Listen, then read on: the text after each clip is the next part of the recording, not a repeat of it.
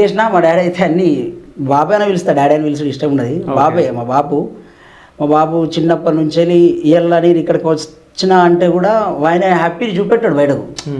నేను ఎన్నో చేసిన అన్న, అంటే చిన్నప్పుడే కథ నేర్చుకున్నా, చిన్నప్పుడే ఒగ్గుతనం నేర్చుకున్నా, కథలు నేర్చుకున్నా, చదువుకుంటేనే అన్ని పనులు చేసిన, గొర్రెల కాడికి అయినా మన పొలం కాడికి అయినా బర్రెలు ఉండే అన్ని చూసుకున్నా, ఎన్ని చేసినా కూడా హ్యాపీగా ఫీల్ అయ్యాడు. ఆయన చెప్తాడు నాకు ఏం ముచ్చాడు, ఎప్పుడైనా చెప్తాడంటే నాకు ఇప్పటికీ గుర్తుందన్న, లిటరల్లీ ఒక 15 years బ్యాక్ చెప్పాడు.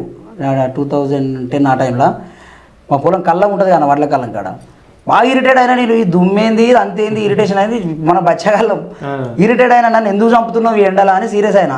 ఇక ఉంటుంది కదా ఫాదర్ ఇంటికాడ ఎట్లుంటుంది అన్న, ఎందుకు చంపుతున్నావు నన్ను ఎండలో తీసుకొచ్చానంటే, భూమి మీదకి వచ్చినప్పుడు మనం అన్ని పనులు చేయాలి అని ఒక్కటి బాగా గట్టిగా పడ్డది అన్న మైండ్లో.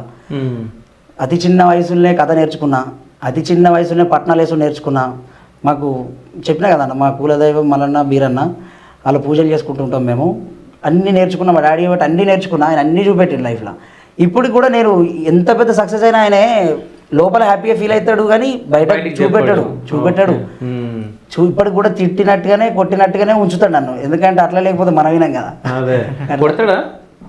కొట్టేటోడు అన్న మొన్నదాకా, అంటే ఇప్పుడు అంత 4-5 years నుంచి కొట్టడం లేదు కానీ అంతకుముందు మనం చేసే చేష్టాలకి కొట్టేటోడు. కొడుతుండే అంటే బాగా అంతగా కొట్టకపోతుండే అన్న, చెప్ప మిగిలి కొట్టి అట్లా కాదు ఇట్లా బిడ్డ అని చెప్పేసి ఇట్లా వేసుకోవాలి అట్లా కాదు